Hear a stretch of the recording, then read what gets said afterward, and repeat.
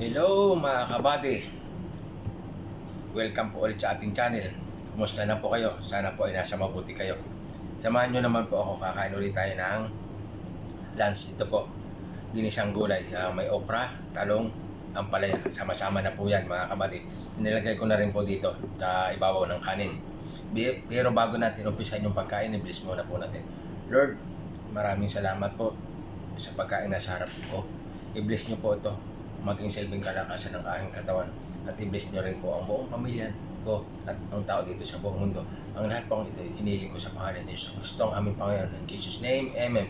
Yan mga kabady, maglabas na rin po kayo at magdapag ng pagkain yan para sabay-sabay na tayo kumain at sabay-sabay tayo mapusok. Kain po mga kabady. Yan, unang subo po ay para sa inyo mga kabady. Kain po.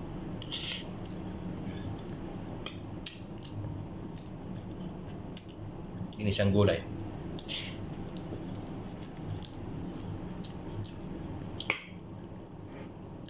Tatlong klaseng gulay po. Ampalaya, talong, okra.